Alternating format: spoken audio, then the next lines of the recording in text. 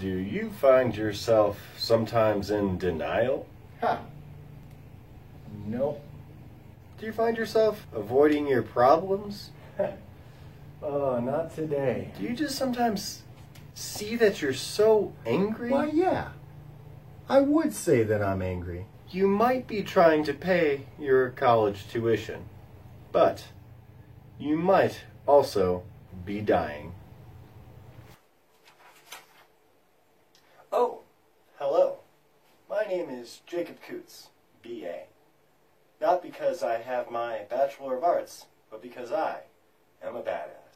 Today, we're going to be talking about the 5 stages of death and dying as posited by Kubler-Ross in 1969. We're also going to be talking about modern implications of this theory and how one can best mourn a loved one.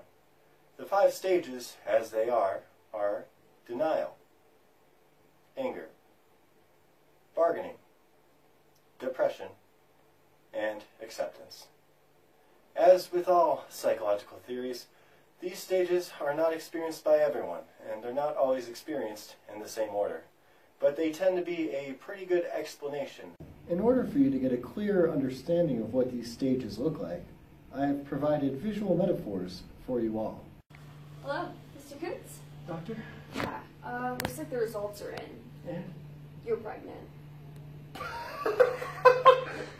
Hello to this guy!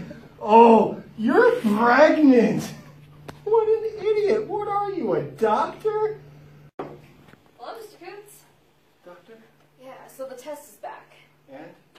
It appears you're pregnant. What? You think because I'm fat that I'm pregnant? Wow! I need you to calm down. What? This is bigoted and racist. Racist?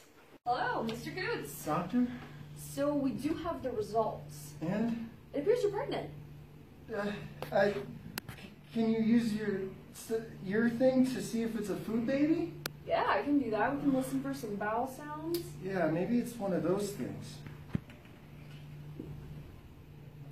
That's a boy. I'll pay you $20 to take care of this right now. Hey there, it's Mr. Coots. Doctor? Yeah, so we did get some stuff back from the test. And? You're pregnant. No, this is the miracle of life. Am I gonna be this fat forever? No, that's not how pregnancy works. I haven't seen my feet in weeks. Doctor. Yeah, so we did run those tests. And? Looks like you're pregnant. That would explain the 100 pounds I gained this month. And, you know, that would also explain my supple breasts. Supple. Thanks, Doc.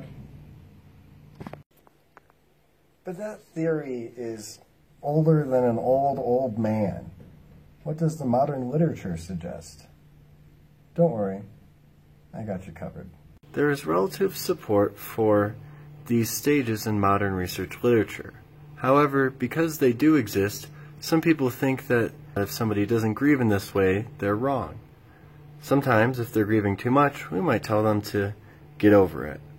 Or, if they're doing well, we might think that something else is wrong, that they're in denial or not accepting it, and we might ask how they can be happy so short after this incident.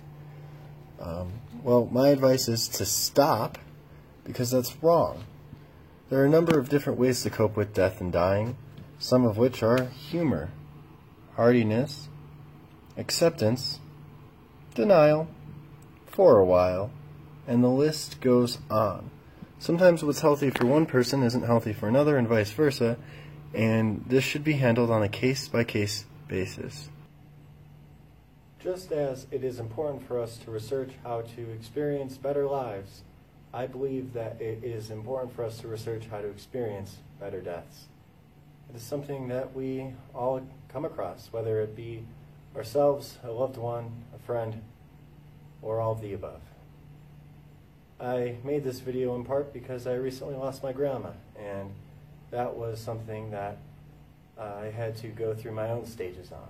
And I think that by making this video, in some ways, was cathartic.